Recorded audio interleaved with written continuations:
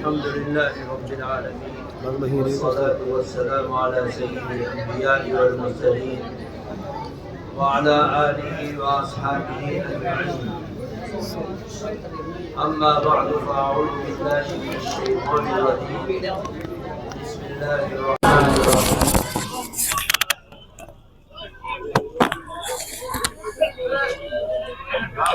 وإن كنتم في ريب مما نزلنا على عبدنا فأتوا بسورة من مثله وادعوا شهداءكم من دون الله إن كنتم صادقين. صدق اللہ العظیم. حضرات علماء اعظام اور اس مدرسے کے قرآنی اور ایمانی اور عملی مجلس میں انتہائی محبت عقیدت احترام کے ساتھ جمع ہونے والے ہمارے نوجوان، ہمارے پیارے بچے بچی ہیں. مدرسے کے بچے اندر درسگاہوں میں چلے جائیں بھائی، بھیڑ ہو رہی ہے، برابر میں آدمی کھڑے ہوئے ہیں. اندر درسگاہوں میں چلے جائیں بھائی بچے مدرسے کے. کچھ بچے اٹھ جائیں، کچھ تھوڑے اٹھ جائیں، درسگاہ میں چلے جائیں بھائی. اندر آ جاؤ بھائی، اندر آ جاؤ.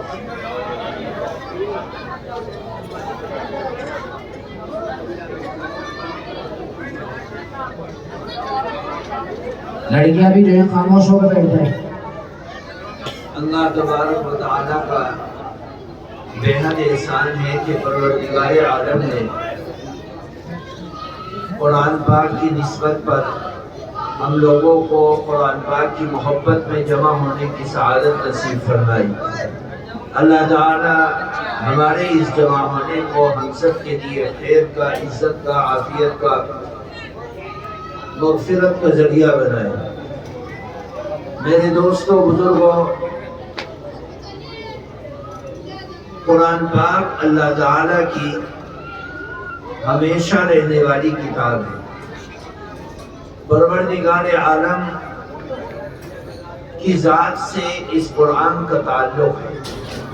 جب اللہ تعالیٰ باقی ہے تو اس کی زبان سے نکلنے والے الفاظ بھی باقی ہیں، وہ ختم ہونے والے نہیں ہیں. یہی وجہ ہے کہ اللہ کے نبی صلی اللہ علیہ وسلم نے قرآن پاک کی فضیلتیں جو بیان کی ہیں، ان فضیلتوں میں سے ایک فضیلت یہ ہے کہ اللہ تعالیٰ قرآن پاک کو مرنے والے کے ساتھ اس کی سربلندی اور عزت کے خاطر پروردگار عالم جو جتنا زیادہ قرآن پاک سے محبت رکھتا ہے، اللہ تعالیٰ اس کا ساتھ اسی کے قبر میں بھی اور آخرت میں بھی رکھے. یہی وجہ ہے کہ نبی کریم صلی اللہ علیہ وسلم دعا فرماتے اور اللہ سے دعا کرتے تھے قرآن پاک کے پڑھنے کے بعد، اللہم آنس وحشتی فی قبری. اے اللہ، قبر کی تنہائیوں میں، بے شکناکیوں میں اس قرآن کو میرا ساتھی بنا. قبر کی تنہائیوں میں قرآن ساتھی کیسے بنے گا؟ قرآن تو ایک کتاب ہے، لیکن اللہ تعالیٰ اس قرآن سے محبت کرنے والے اور قرآن کی تلاوت کرنے والے، قرآن کے تقاضوں پر اپنی زندگی کو گزارنے والے، ایمان والے، محبت والے بندوں کو اللہ تعالیٰ ایک خاص شکل قرآن پاک کی بنا کر اس کے سامنے لا کر کھڑا کر دے. اور وہ قبر میں بھی اس کا ساتھ رہے گا جیسے دنیا میں ساتھ تھا، اور پھر میدان محشر میں بھی ساتھ رہے گا جیسے دنیا میں ساتھ تھا، یہاں تک کہ اس کو جنت میں لے جا کر داخل کر دیا جائے گا. اللہ تعالیٰ نے نبی کریم صلی اللہ علیہ وسلم کی زبان سے ایک سورت کا ذکر کروایا کہ ایک سورت قرآن پاک میں ایسی ہے، چھوٹی سی سورت جس کو سورہ تبارک الذی کہا جاتا ہے.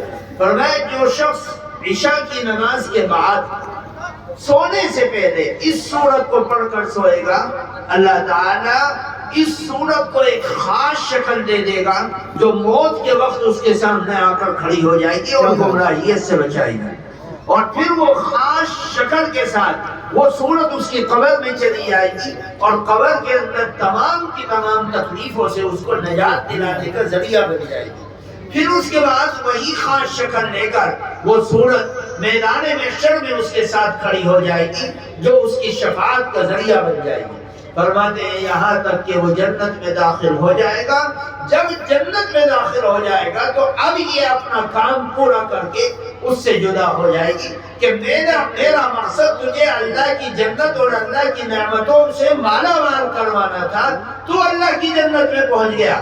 اب میں نے اپنا فریضہ پورا کر دیا، اب تو جو جی چاہے یہاں پر کھا، جو جی چاہے یہاں پر کر، جو جی چاہے تو یہاں پر اپنی زندگی کو گزار، تیری زندگی کی کوئی انتہا نہیں ہے۔ میرے دوستوں بزرگوں، اللہ کا قرآن اتنا مضبوط ہے کہ قیامت کے دن اللہ کے نبی صلی اللہ علیہ وسلم نے ارشاد فرمایا، قیامت کے دن نماز پڑھنے کے بعد جو جنت میں اس کا مقام ہے اللہ اس کو بتلا دے گا، روزے دار کا مقام جو ہے اللہ بتلا دے گا، اور حج کرنے والے حاجی کا جو مقام ہے اللہ بتلا دے گا، سچ بولنے والے کا جو مقام ہے اللہ اس کو بتلا دے گا، امانت داری کا دھیان رکھنے والے کا جو مقام ہے اللہ اس کو بتلا دے گا۔ لیکن حافظ قرآن جب حفظ قرآن کے بعد اور قرآن کا عامل بن کے، قرآن پر عمل کر کے، قرآن کے تقاضوں پر اپنی زندگی کو گزار کر جب اللہ کی جنت کی چوکھٹ پر جائے گا اور اللہ سے پوچھے گا اللہ سب کو مقام مل گئے، میرا مقام کیا ہے؟ تو اللہ کے نبی صلی اللہ علیہ وسلم نے ارشاد فرمایا، یقال لہذا القرآن، اللہ تعالیٰ اس قرآن کے قاری کو، جو قرآن کا پڑھنے والا، اس کو کہا جائے گا کہ اقرا ورفع ورتقی ورتل کما کنت ترتل فی الدنیا، کہ تو دنیا میں جس طرح قرآن پاک کی تلاوت کرتا تھا ایسے ہی پڑھتا جا، چڑھتا جا، پڑھتا جا، چڑھتا جا، پڑھتا جا، چڑھتا جا، جہاں پر تیری قرآن کی آخری آیت ہوگی وہیں پر اللہ تیرا ٹھکانہ بنا دے گا اور وہ جنت کے اندر اعلیٰ علیین تک پہنچے گا، جنت الفردوس تک پہنچے گا۔ میرے دوستوں بزرگوں، اللہ تعالیٰ نے حافظ قرآن یا عامل قرآن یا قرآن سے محبت کرنے والے کا مقام جو رکھا ہے، وہ مقام اس دنیا کی زندگی میں ہم اس کو سمجھ نہیں سکتے، کیونکہ اللہ تعالیٰ کی نعمتیں ہمارے سامنے، آخرت کی نعمتیں ایسی ہیں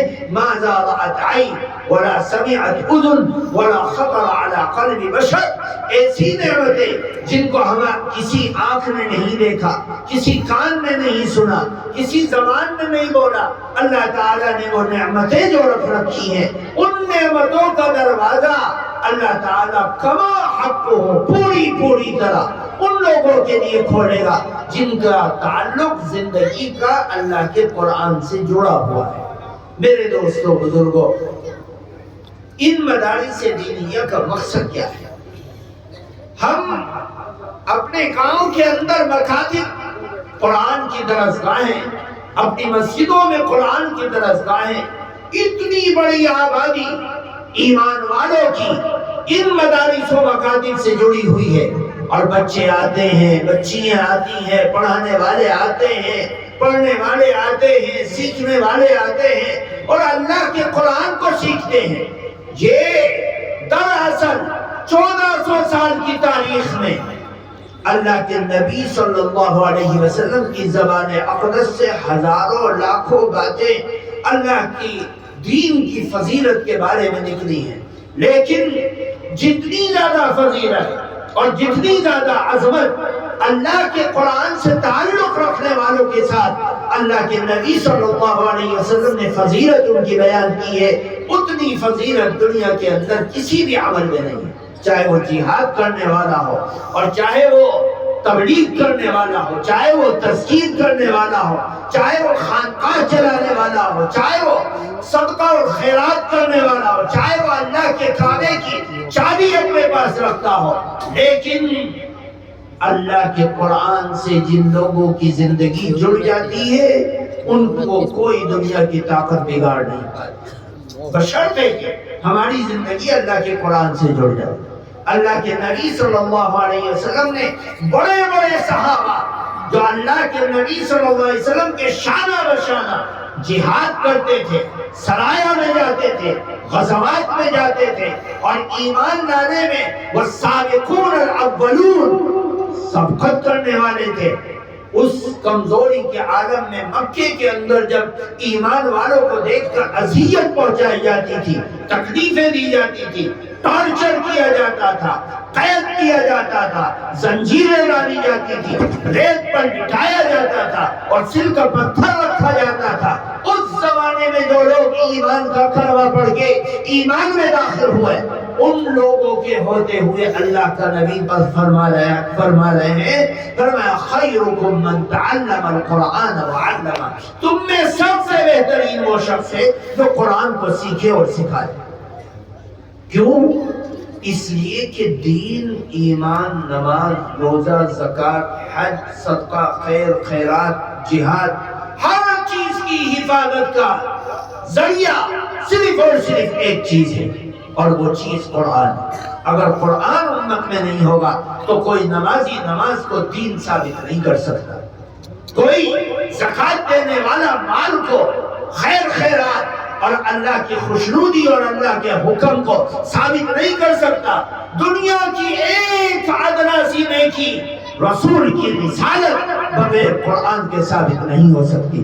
یہ قرآن ہی ایک ایسی چیز ہے کہ رسول رہے یا نہ رہے، صحابی رہے یا نہ رہے، مہاجر رہے یا نہ رہے، انصاری رہے یا نہ رہے، مکے والا رہے یا نہ رہے، مدینے والا رہے یا نہ رہے، غوث قطب و ابدال رہے یا نہ رہے، فقیہ اور محدث رہے یا نہ رہے، کائنات کے اندر کوئی مسلمان رہے یا نہ رہے، لیکن اللہ کا قرآن رہے گا۔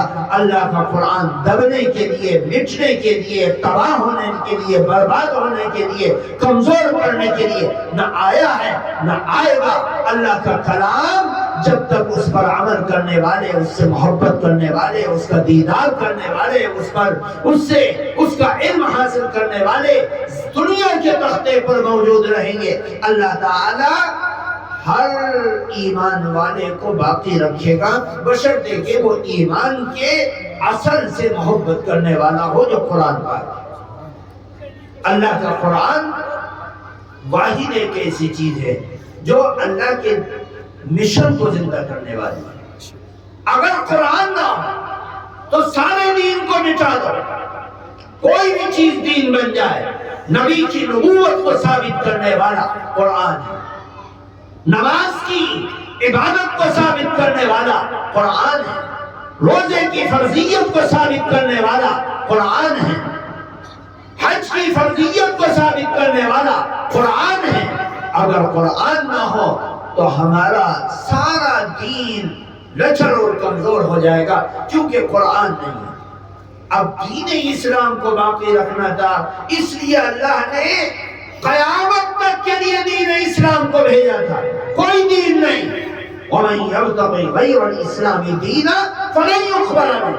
اب اگر دین اسلام کے بعد کوئی اور دین کو ذریعہ نجات کوئی سمجھ کر قیامت تک بھی اگر آئے گا تو اللہ ہرگز بھی اس کو قبول نہیں کرے گا، لَن يُقْبَلَ مِنْهُ، اللہ ہرگز بھی قبول نہیں کرے گا۔ اللہ نے بہت سختی سے منع کر دیا۔ دین اسلام قیامت تک باقی رہنے والا ہے، اس لیے اس کی بنیاد اور اساس کو قیامت تک باقی رکھنا تھا۔ نبی چلے گئے، ابو بکر چلے گئے، عمر اور عثمان چلے گئے، بڑے بڑے صحابہ چلے گئے، عشرہ مبشرہ چلے گئے، اور مہاجرین چلے گئے، غوث قطب و ابدال چلے گئے، بڑے بڑے مجاہد اور محدث اور مفسر امام بخاری جیسے سب چلے گئے۔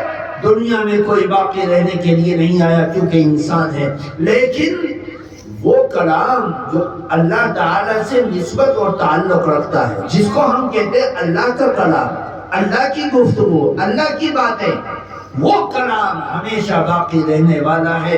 سب ختم ہو جائے گا، سب چیزیں ختم ہو جائیں گی، سب مٹ جائیں گی، لیکن اللہ کا قرآن قیامت تک باقی رہے گا، اور اس قیامت تک باقی رکھنے کا ذریعہ اور سبب اللہ نے مسلمانوں کے بچوں کو بنایا۔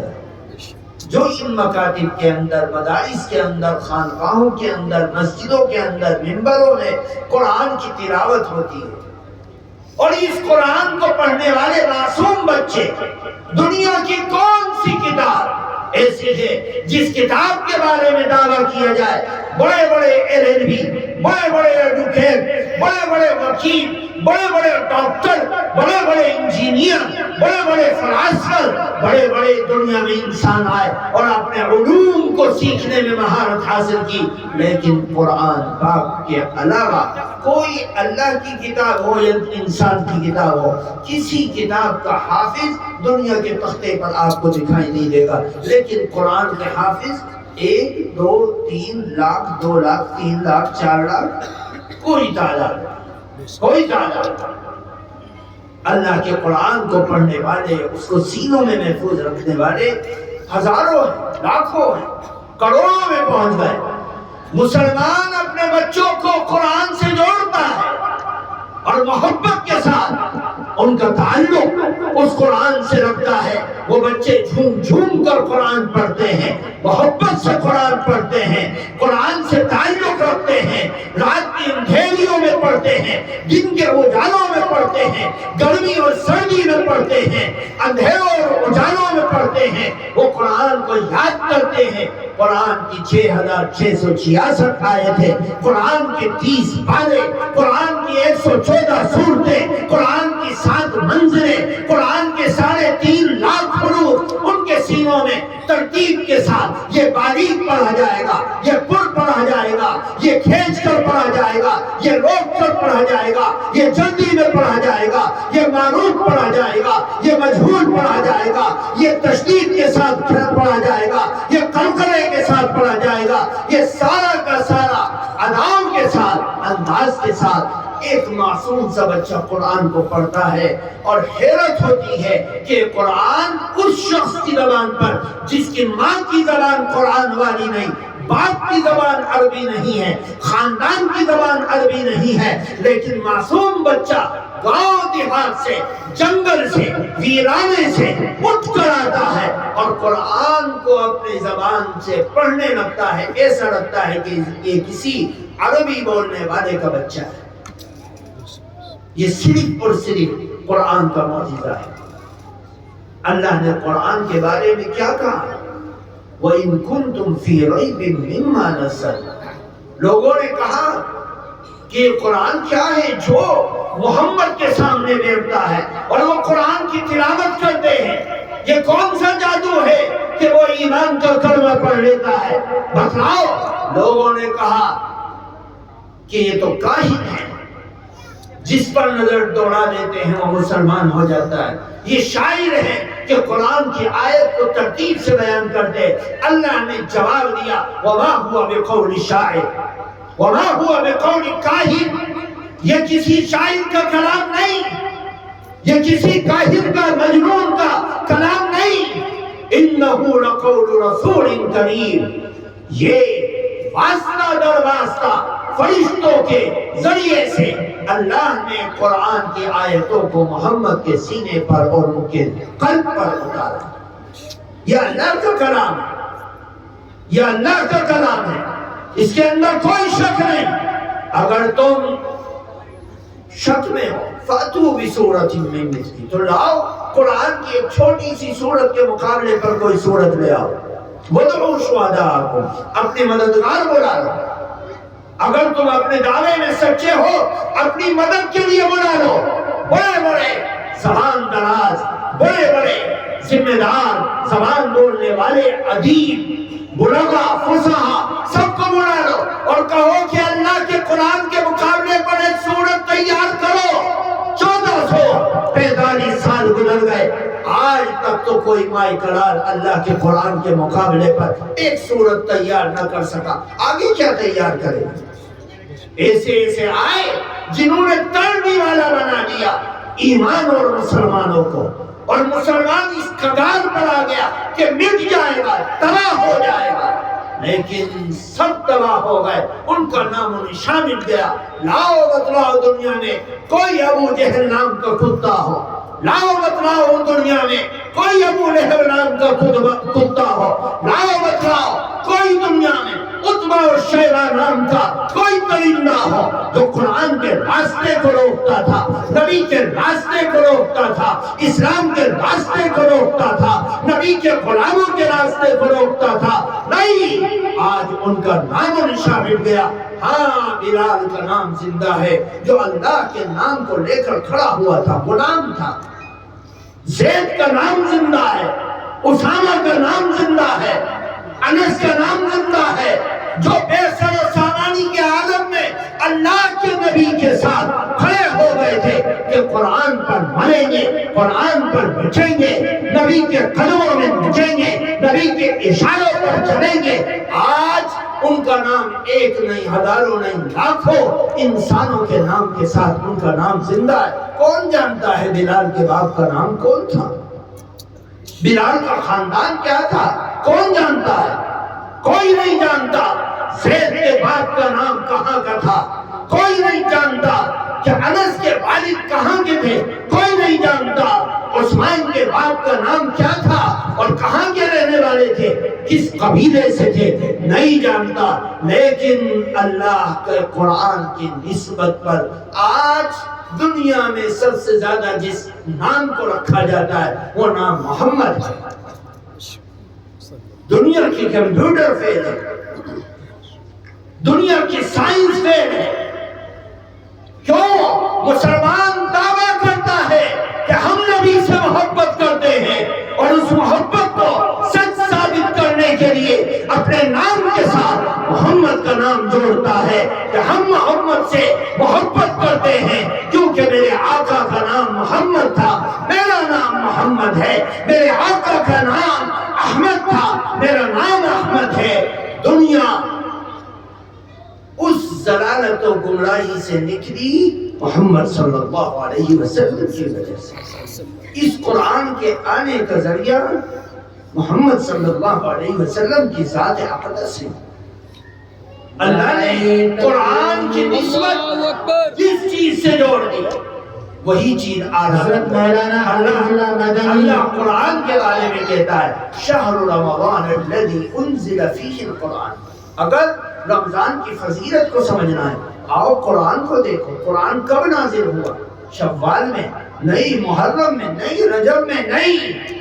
اللہ کا قرآن کہتا ہے کہ میں رمضان کے مہینے میں نازل ہوا، اس لیے رمضان کو فضیلت مل گئی۔ نبی بہت آئے لیکن جس نبی کا تعلق وہ امت اعلیٰ امت بن گئی۔ وَادْعُوا شُهَدَاءَكُم مِّن دُونِ اللَّهِ۔ اور قیامت کے دن میدان محشر میں ہم محمد صلی اللہ علیہ وسلم کی امت کو گواہ کے طور پر پیش کریں گے۔ یہ امت محمدیہ کا مقام اور مرتبہ ہے۔ صحابہ بہت آئے لیکن جنہوں نے فرسٹ ٹائم قرآن کو لبیک کہا ان کو اللہ نے اعلیٰ بنا دیا کہ والسابقون الاولون من المہاجرین والانصار، جنہوں نے اسلام کے اندر سبقت کی، کلمہ پڑھنے میں سبقت کی، قرآن کو قبول کرنے میں سبقت کی، وہ ایمان اور اسلام کے اندر آگے بڑھنے والے ہیں۔ انسان ایمان والے بہت ہیں لیکن جن کا تعلق قرآن سے جڑ گیا حافظ قرآن بن گئے، عامل قرآن بڑھ گئے، قرآن کو پڑھنے والے بن گئے، قرآن کے قاری بن گئے، قرآن سے تعلق رکھنے والے بن گئے، اللہ تعالیٰ نے ان کا مقام اور ان کا مرتبہ قیامت کے دن بلند کر دیا کہ صرف اسلام کے اندر مسلمانوں میں دو ذات ایسی ہیں جن کو شفاعت کا درجہ اللہ نے دیا، ایک حافظ قرآن اور ایک اللہ کے نبی صلی اللہ علیہ وسلم کی ذات اقدس۔ جہاں پر سارے داؤں اور فریب فیل ہو جائیں گے وہاں پر نبی کی سفارش چلے گی اور ابتدا میں اس شخص کی سفارش چلے گی جو عامل قرآن اور حافظ قرآن ہے۔ میرے دوستوں بزرگوں، قرآن سے اپنی زندگی کو جوڑو، تعلق کو جوڑو، اپنے دین اور ایمان کو مضبوط بنانے کی فکر کرو، اپنے بچوں کو قرآن سے جوڑو، کچھ بھی بناؤ اور کچھ بھی قدم بڑھاؤ، کچھ پڑھاؤ، لیکن یاد رکھو کہ قرآن سے اپنے بچوں کا پہلے رشتہ مضبوط ہونا چاہیے۔ اللہ تبارک و تعالی ہم سب کو کہنے سننے سے زیادہ علم و عمل کی توفیق اور سعادت نصیب فرمائے۔